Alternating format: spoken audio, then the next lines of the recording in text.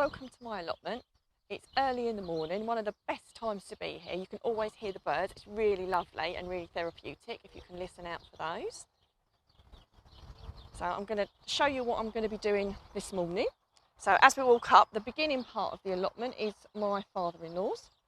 So if you want to see what he's been doing as well. If you've not already subscribed to my channel, if you'd like to, we've got lots of hints and tips all throughout the year from my allotment, my home garden and also my home kitchen. So as we walk up, this is, like I said, this is my father-in-law's allotment here.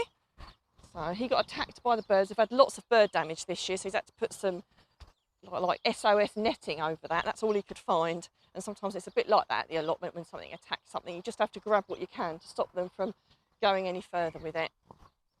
So I came up here a few days ago and I put my leeks in. I don't know if you remember, I put my leeks in and I've never had such devastation, which is why it's covered. I came up here and it like a load of kids had been up here. So I don't know whether there was birds or foxes, but someone looked like they'd had a major party and lots of my leeks were all pulled out and lying around everywhere.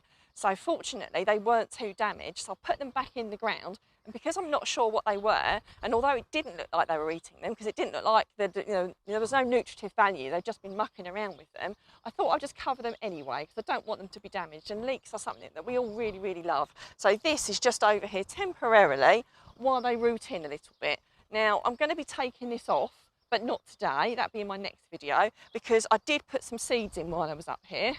I successional sow some of my crops. So I've put some more beetroot in here. I've put some more salad leaves in, and I've also put some fennel in.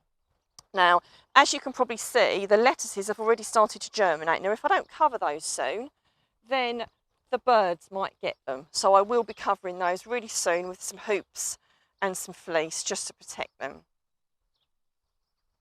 So as we move up, as you can see, everything's doing really well. We've had loads of rain here, absolutely loads of rain. In fact, it was drizzling on the way here this morning, on the way up the footpath.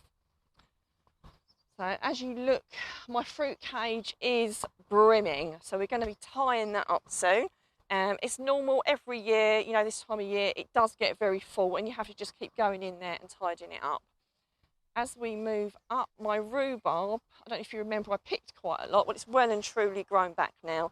And although we've not got the lovely pink stems, it's still perfectly lovely. I always joke when I go around someone's house, some people bring flowers, I often bring a bunch of rhubarb. So as we go round, I spoke about the June drop with the apples. Well, it hasn't dropped enough, so I'm going to have to prune some off. Now, this is a cooking apple. So I'm not an expert, I don't know everything, so I did look it up this morning, and you just want to leave the main fruit on there. So as you can see, there's too many fruits in one cluster.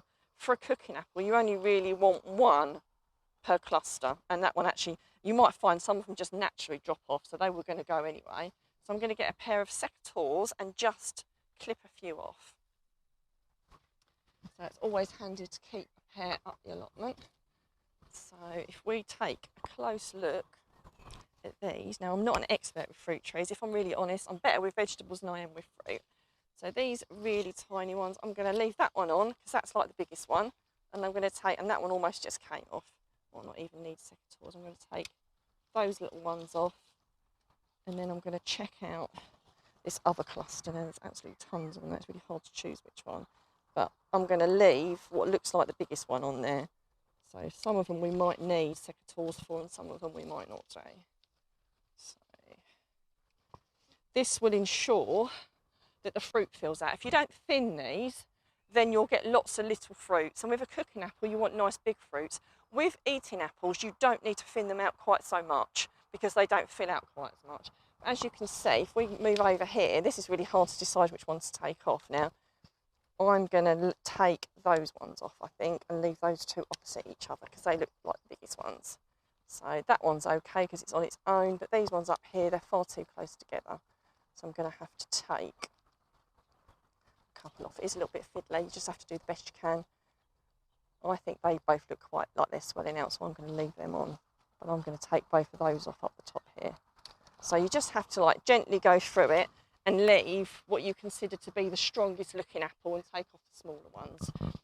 So I hope that's really useful to you. So I've got lots to do. This is going to take me a while, so I'm not going to do it all in one go. So I'm just going to put these secateurs back, and then we're going to take a look at the fruit. Now, really exciting. I did catch a glimpse of these as I was walking up. My first raspberries. So it's always handy to have a few containers to take your fruit back in. I quite often bring a few up at a time because that's the kind of thing you forget, and you really can't take raspberries back in anything else other than a solid container. So as you can see, these are perfect to eat. So there we go, perfect raspberries. So I shall be making some jam and putting them in some gin when I have plenty, but at the moment I think I shall just eat these, probably on the way back from the allotment. So now I better get on and do some work because I'm going to tidy up my fruit cage, so stay tuned to see what I've done in my fruit cage.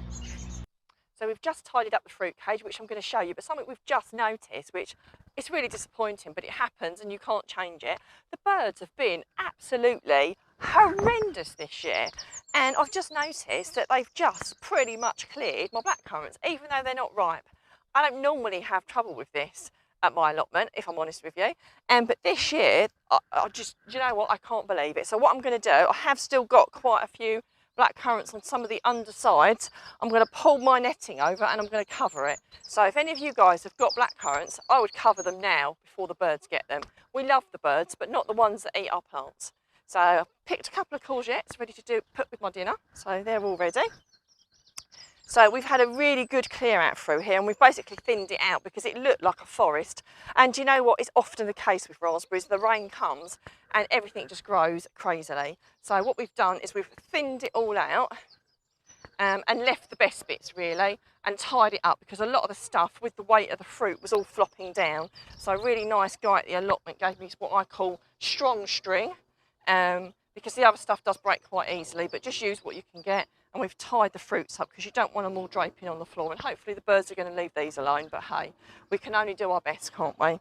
As we walk through, I've got another clump of raspberries here that I've tied up ready to ripen, and as you can see there's a few that are starting to ripen here, and I'll be picking those off and making jam very shortly. My Braeburn has pretty much thinned itself out, so I will have another look through this, but the June drop for this has actually done most of the work for me, and most of it's on the floor. So I'm just going to have a little bit of a look through. Like there's a few up the top here, which are quite close clumps, so I'll thin some of those out in the next week or two. So I hope you've enjoyed what I've done this morning. If you've got any comments or questions, please let me know and I'll do the best to answer them.